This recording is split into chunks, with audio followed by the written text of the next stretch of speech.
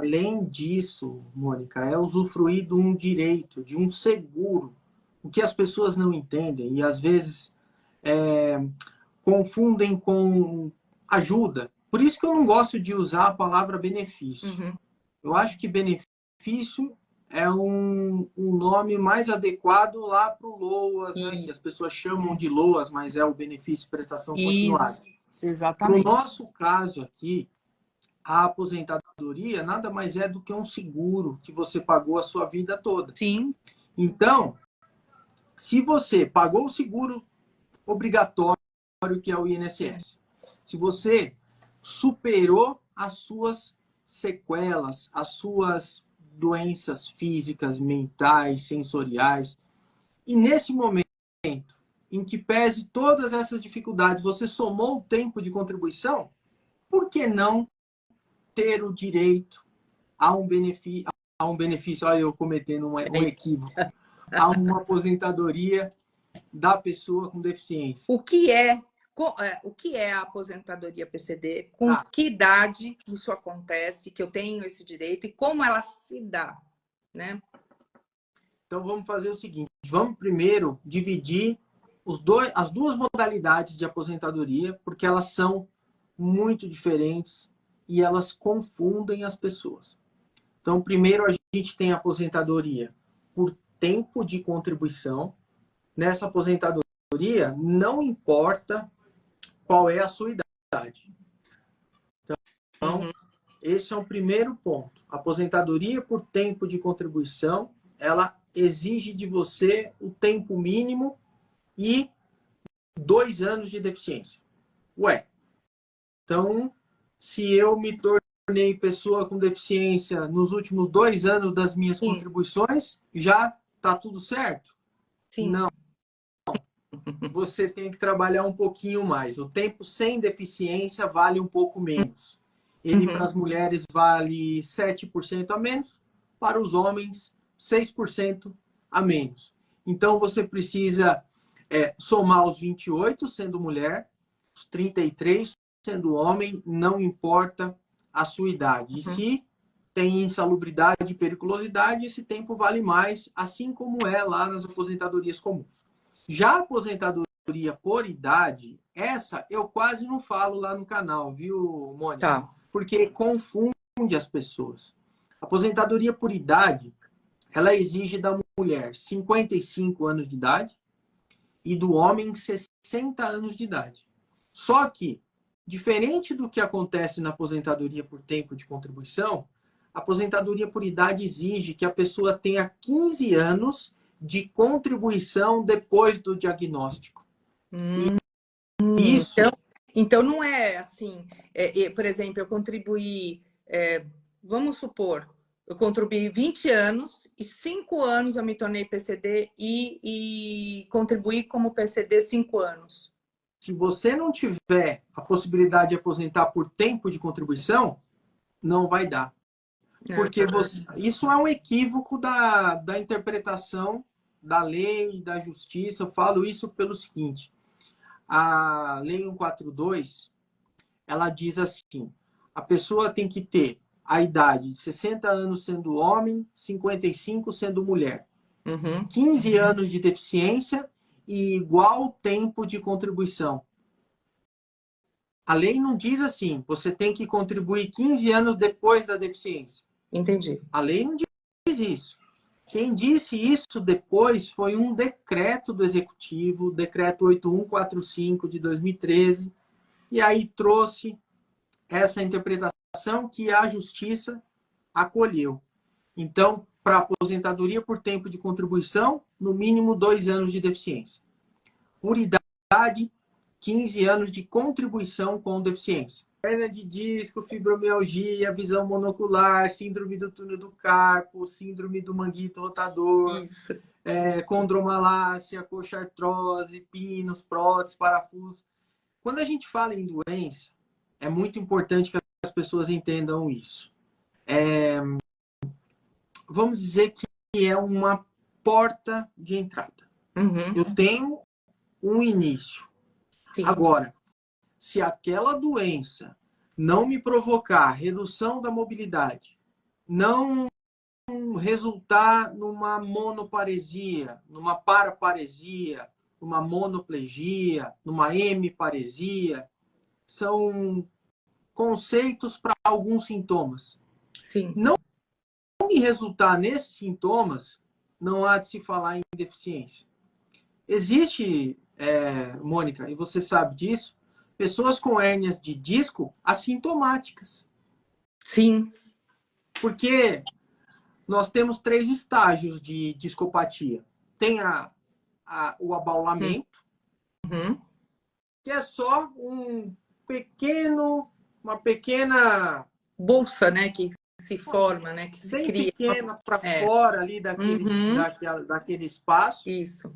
Nós temos a protrusão discal, que é uma bolha, né, que já forma ali para fora, e a hérnia de disco, que é quando aquele disco se rompe.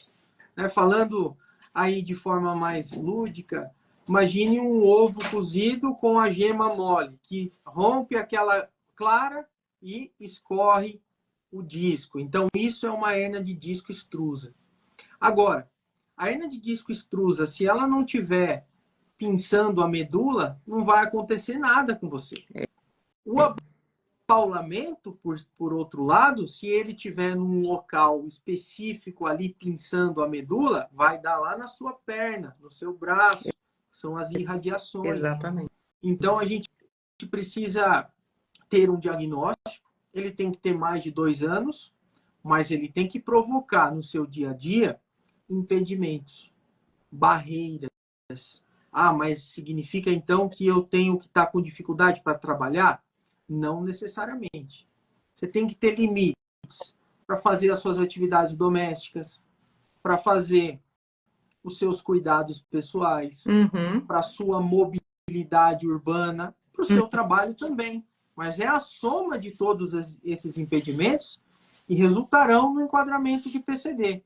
Então, tendo como início o diagnóstico, mas sempre pensando nas repercussões, nos impactos desses sintomas. Né, que isso tornou, né?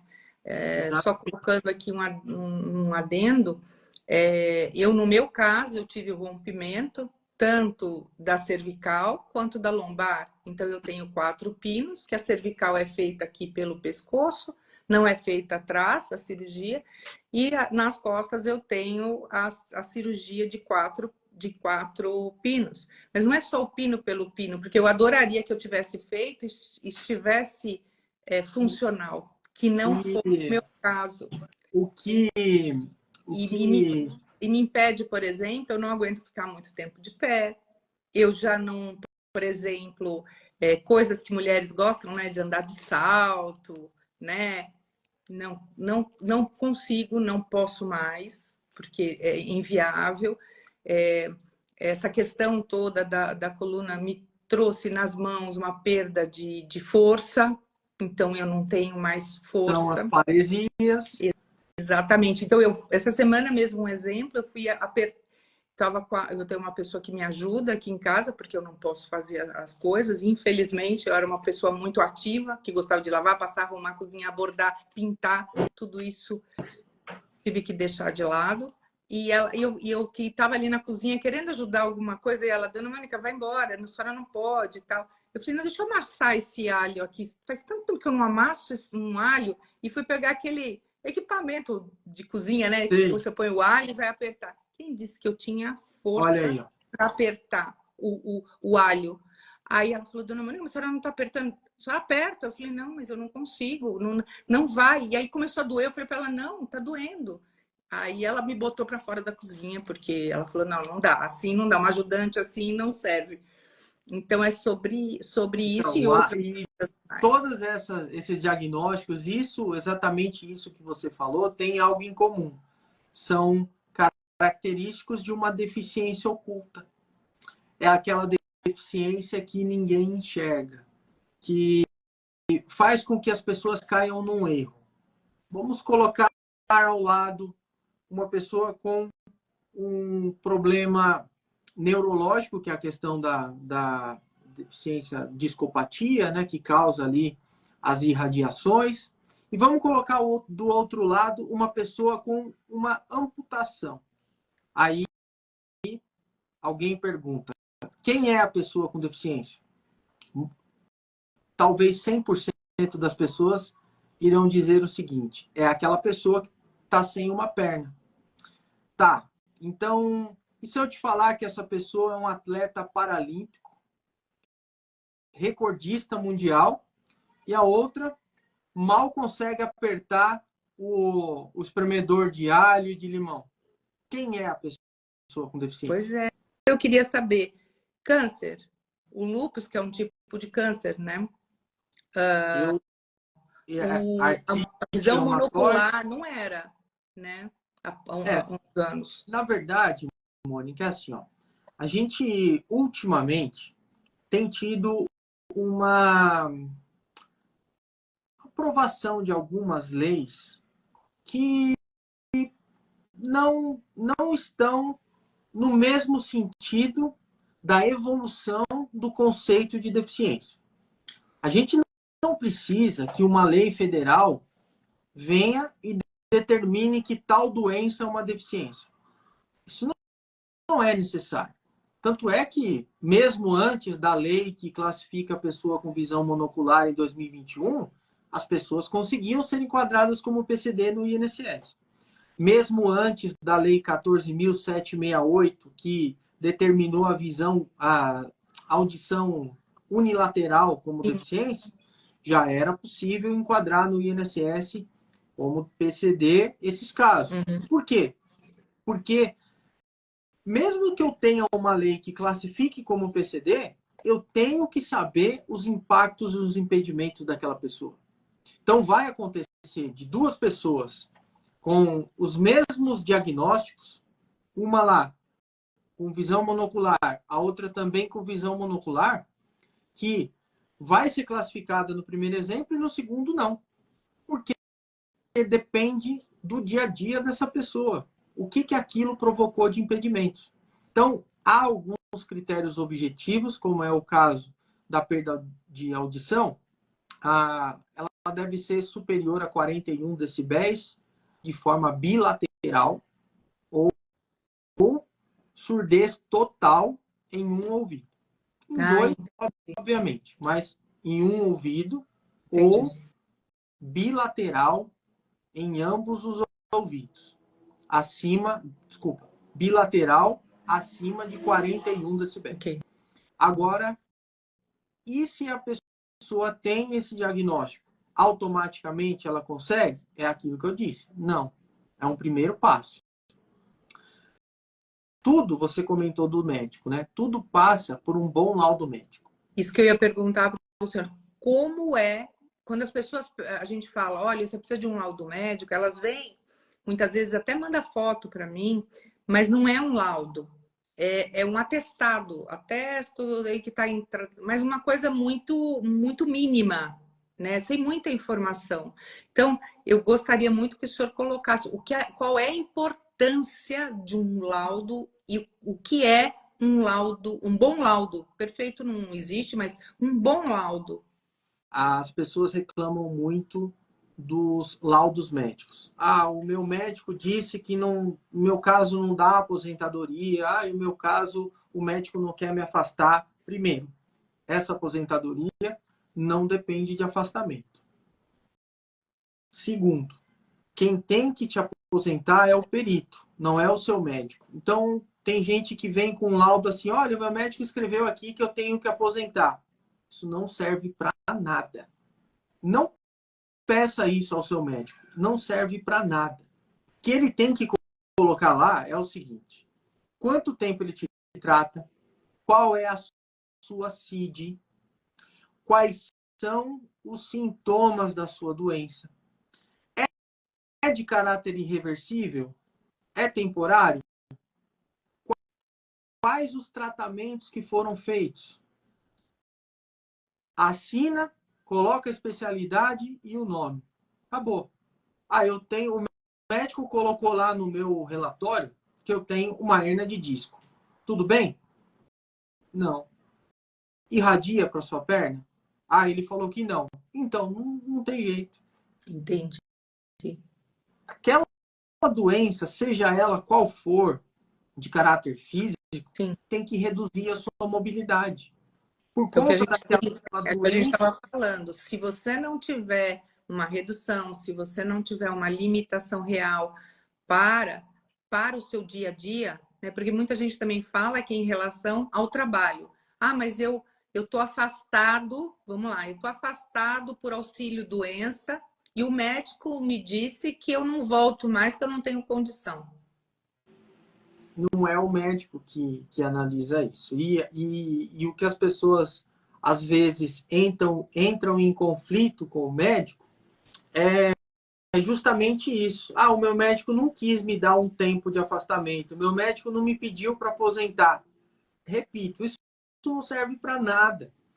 Agora, o médico, segundo a resolução lá do Conselho Federal de Medicina, é obrigado a te dar um laudo. Nem que nesse laudo vem escrito lá, não tem nada, está ótimo, em perfeitas condições. Mas o médico é obrigado a te dar um relatório, a dar um parecer sobre o seu caso. Sim. Ah, vai uma dica prática aqui. Não fala para o médico que você quer um laudo para aposentar. Não é porque ele assim ele vai te ajudar, não é isso. É que o médico vai confundir com invalidez se você falar isso. Aí que ele vai fazer? Ele vai colocar lá no relatório dele. Se ele quiser te ajudar, ele vai colocar assim: fulano de tal está com uma doença e não consegue mais trabalhar. As funções laborais dele estão prejudicadas definitivamente. Isso não vai te ajudar em absolutamente nada para PCD. Então, se você tiver em dúvida de como pedir isso para o seu médico, chega para ele e fala assim: doutor, faz um laudo para mim que eu quero ser avaliado como PCD lá no Detran, lá na minha empresa. Porque aí ele vai ter mais condições para fazer um laudo bom. Se falar que é para o INSS, ele vai confundir com invalidez. O tempo de aposentadoria para PCD varia de acordo com a gravidade, por exemplo, leve, moderada e grave. Ó, a aposentadoria PCD por tempo de contribuição, ela é dividida nesses graus o grau da deficiência deve ser leve, moderado ou grave, o que não acontece na aposentadoria por idade, não importa o grau, tá? Mas aqui é o seguinte, quando você passa pela avaliação da gravidade do grau da sua doença, da sua deficiência. Se você for enquadrado como leve, aí a mulher precisa de 28 anos de contribuição e o homem 33.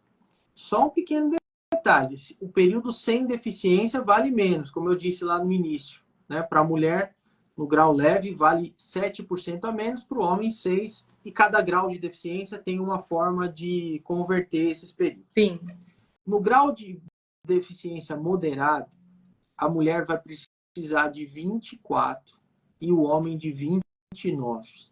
E no grave, a mulher vai precisar de 20 e o homem vai precisar de 25. E aí uma dúvida que todo mundo tem é a seguinte: ó, o médico me disse que eu tenho uma hérnia de disco grave. Então quer dizer que a minha deficiência é grave? Ou outra coisa que vem acontecendo ultimamente. O IMESC fez uma avaliação para o meu IPVA e disse que a minha deficiência é moderada. Então significa que lá no INSS eu também vou ser moderado? Ó, em 7 anos de trabalho, eu vi laudo moderado acho que umas 2 ou 3 vezes. E grave eu vi uma única vez. Por quê? Porque a gravidade, o grau da deficiência, está relacionado não com a gravidade da doença, mas sim com o comprometimento da sua independência. Quanto mais você precisa do auxílio das outras pessoas para fazer as suas atividades, mais grave vai ser a sua deficiência. Então, geralmente, em hérnia de disco, fibromialgia, condromalácia, visão monocular, perda auditiva, Na grande maioria das vezes, a pessoa é independente. Ela faz as suas atividades, só que ela faz com mais dificuldade, ela faz com mais adaptações. Então, neste caso, na grande maioria, é grau leve. Tá? Não se iludam com o laudo do IMESC, porque lá são outros critérios. Gostaria muito que o INSS utilizasse os mesmos, mas não acontece na prática. Então, é grau leve. Ela está pedindo para elucidar a diferença, para que a gente possa elucidar para todo mundo, a diferença barra semelhança de aposentadoria, PCD e invalidez. Tá. Qual? Quando a gente fala invalidez, que agora o nome correto é incapacidade permanente, eu estou falando de trabalho. Estou falando o seguinte, ó, os sintomas lá do João me impedem de trabalhar. Então, vamos pegar um exemplo. Imagine que o João é motorista de ônibus. E aí o João ficou cego. Aí a empresa pegou o caso do João e falou, puxa vida, não tenho como dar uma função para o João aqui, porque ele não tem o segundo grau, não tem uma função aqui que ele saiba fazer administrativamente. O João já está com 58 anos de idade. Então, o que significa? Que o João não vai conseguir mais exercer a atividade que ele habitualmente fazia. E não consegue ser adaptado em outra. Então, esse caso é um caso de incapacidade permanente, a antiga invalidez. Na deficiência, não me importa se a pessoa consegue trabalhar ou não. Eu preciso saber se aquela doença ela é irreversível e se ela provoca no dia a dia alguns impedimentos para você fazer as suas atividades. Então, olha um exemplo aqui que vai ficar bem claro. Primeiro, imagine que a deficiência não está no corpo da pessoa. O que está lá no corpo da pessoa é a doença, a sequela. A deficiência ela está no seu entorno. Então, veja só. Imagine que uma pessoa tenha um problema nos dois joelhos. A condromalácia grau 4. O caso do Regis aqui. Condromalácia grau 4. Significa que a redução da mobilidade é nítida. Ele tem muita dificuldade de subir, descer escada e tal. Agora, imagine você e o ambiente do Regis foi totalmente adaptado para ele. Então, se ele quiser subir uma escada, vem um drone, pega ele e leva lá. Vamos supor que ele precise tomar um copo d'água, ele aperte um botão, vem um copo d'água flutuando na mão dele. Concorde que a doença está lá, mas os obstáculos, as barreiras foram eliminadas? Sim. Vamos supor que o mesmo exemplo da condromalácia grau 4 esteja em outra pessoa. Só que essa pessoa precisa pegar 2 ônibus por dia, precisa subir uma escada enorme para chegar na casa dela, precisa trabalhar como motorista de ônibus, por exemplo. Concorda que os impedimentos são maiores? Sim. Então, o entorno dessa pessoa está trazendo mais impedimentos para ele. Por isso que não basta só o diagnóstico. A mesma coisa acontece na invalidez, mas a invalidez é relacionada ao trabalho. Vamos pegar o exemplo que eu dei lá do motorista de ônibus. Vamos supor que fosse uma pessoa de 20 anos de idade, com segundo grau completo, e que tivesse a possibilidade de ser readaptada na empresa para uma atividade administrativa. Não iríamos falar de invalidez. Ela continuaria trabalhando porque ela foi readaptada, mas a gente poderia falar de uma deficiência no futuro. Ela ia somar tempo de contribuição, se aposentar por deficiência no futuro. Então, basicamente, a diferença está aí. Ela é aposentada por invalidez e teria como reverter para a PCD. Ela é uma funcionária pública com 19 anos de contribuição. Então, nesse caso dela, não por conta do tempo. ela teria que ter, na data da concessão da aposentadoria, já preenchido o tempo de contribuição mínimo, depender do grau da deficiência, né? 24, 28 ou 20, dependendo do grau da deficiência. Então, no caso, não dá, porque aí não dá para somar o tempo que ela está aposentada. Uhum. Entendi. E eu acho que mais uma, e depois eu deixo para você mais uma, e aí a gente vai se falando de novo. Tem uma aqui que eu vi, que eu achei, sou reabilitado pelo INSS. Isso é uma questão muito importante, né? E é importante dizer o que é reabilitado para que as pessoas também entendam, né? Pelo Exatamente. INSS, contribuinte, deixa eu sumiu aqui, peraí. Contribuinte há mais de 30 anos de trabalho na lei de cotas. Eu consigo me aposentar na lei 142? É homem ou mulher, Mônica? É Luciano Matias, é homem. Matias. Vou repetir aqui, que eu falei infracionado. Sou habilitado pelo INSS, contribuinte há mais de 30 anos e trabalho na lei de cotas. Eu consigo me aposentar na lei 142? O exemplo que eu dei lá do motorista de ônibus é semelhante a esse. Sim. Ele provavelmente teve algum acidente, alguma coisa que reduziu a sua capacidade de trabalho.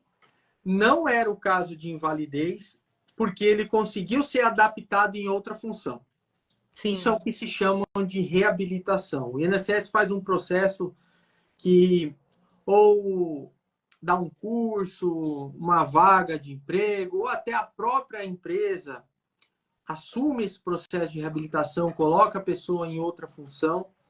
Então, significa dizer que ele não está inválido, mas ele pode ter um quadro de deficiência. Sim. Vai depender dos impedimentos que ele tem no dia a dia. Ok.